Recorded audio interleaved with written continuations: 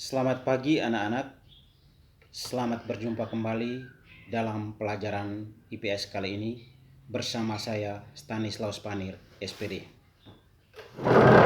Sebagai umat beriman, tentunya sebelum memulai aktivitas kita kali ini, kita awali dengan berdoa.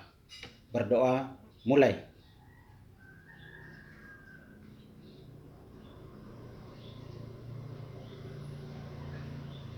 Selesai.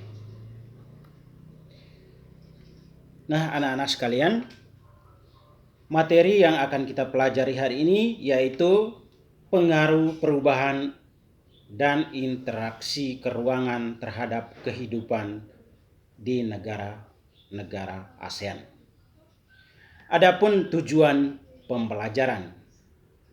Setelah mengikuti pelajaran, siswa dapat 1. Menyebutkan bentuk kerjasama negara-negara ASEAN. 2. Menjelaskan bentuk kerjasama ASEAN dan contohnya. Yang ketiga, memberikan contoh dampak perubahan interaksi antar ruang terhadap kehidupan negara-negara ASEAN akibat faktor alam. Nah, anak-anak sekalian, pada pertemuan kali lalu kita sudah membahas tentang faktor pendorong dan penghambat kerjasama. Ada yang masih ingat? Mudah-mudahan ada yang masih ingat dan dipelajari setiap materi yang sudah diberikan oleh Bapak Ibu Guru. Nah, anak-anak sekalian, setiap negara tentunya memiliki karakteristik dan kebutuhan yang berbeda. Kebutuhan sosial, kebutuhan politik, ekonomi, maupun bidang lainnya. Hal ini menuntut suatu negara untuk berperan aktif dalam melakukan kerjasama antar negara. Dapat disimpulkan bahwa kerjasama adalah menjalin hubungan antara dua negara atau lebih demi mencapai suatu kesepakatan. Yang berikut bahwa faktor pendorong kerjasama. Faktor yang pertama adalah kerjasama dan perbedaan sumber daya alam. Beberapa negara penghasil minyak membentuk suatu kerjasama yang diberi nama OPEC. Perbedaan sumber daya alam di setiap negara ASEAN menghasilkan kerjasama. Indonesia mengekspor hasil pertanian ke Singapura dan juga Indonesia mengimpor beras dari negara Myanmar dan Thailand. Yang berikut, kesamaan wilayah, kondisi geografis. Beberapa negara di kawasan pada umumnya mengadakan kerjasama untuk menjaga stabilitas dan keamanan negara. Yang berikut, faktor penghambat. Faktor yang pertama adalah perbedaan ideologi. Ada beberapa negara yang tidak membuka dirinya terhadap negara lain. Oleh sebab itu, negara tersebut tidak bisa diajak untuk bekerja sama. Dan yang berikut, konflik dan peperangan. Konflik yang terjadi dalam suatu negara memunculkan perselisihan, pertikaian, perpecahan. Hal ini menghambat kerjasama. Dan yang berikut adalah kebijakan protektif. Kebijakan protektif yaitu suatu kebijakan untuk melindungi industri dalam negeri. Misalnya, suatu negara tidak mau menerima impor hasil pertanian dari negara lain.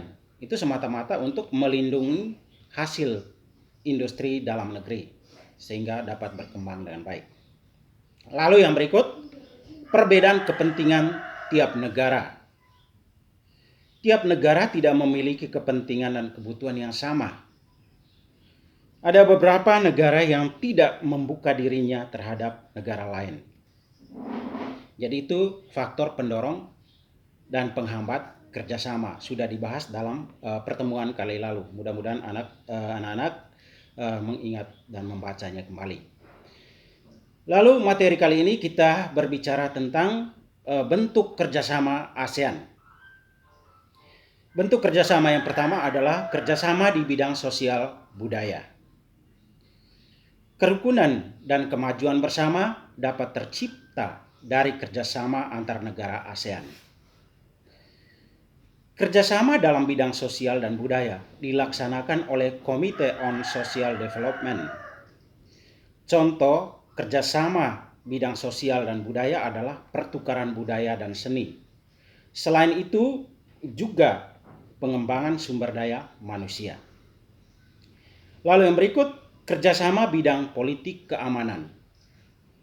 Kerjasama politik ini tujuannya untuk menciptakan keamanan, stabilitas, dan perdamaian antar negara di ASEAN. Kerjasama ini menyepakati adanya Zona of Peace, Freedom, and Neutral atau SOFAN. Persahabatan dan kerjasama serta kawasan bebas senjata nuklir. Kerjasama dalam bidang politik menciptakan ASEAN Regional Forum untuk membahas kasus-kasus terkini yang menjadi perhatian negara-negara ASEAN. Salah satu contoh kerjasama bidang politik dan keamanan adalah pertemuan para Menteri Pertahanan ASEAN itu sendiri. Tujuannya adalah untuk memperoleh perdamaian dan stabilitas kawasan melalui dialog serta kerjasama di bidang pertahanan dan keamanan. Pada tahun 2015, ribuan pengungsi warga negara Myanmar membanjiri negara-negara tetangga.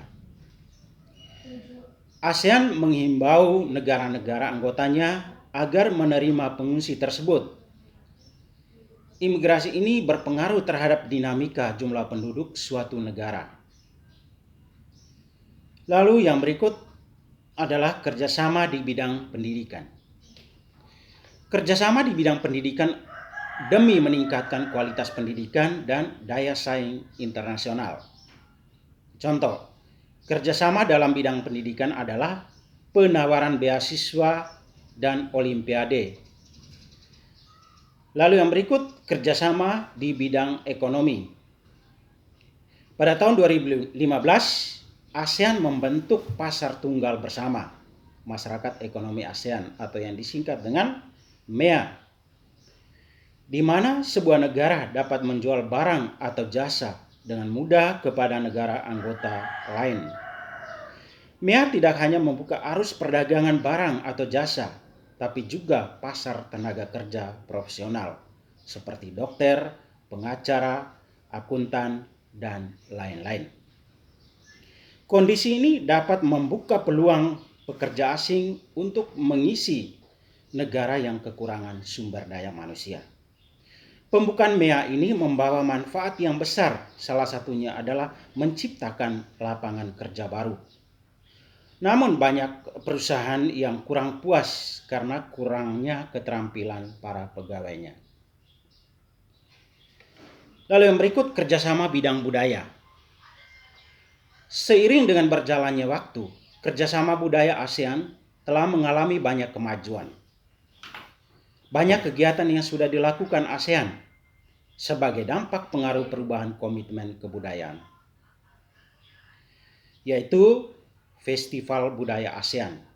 Pada tanggal 23 Juni 2013, Festival Budaya ASEAN digelar di kota Purwakarta, Jawa Barat.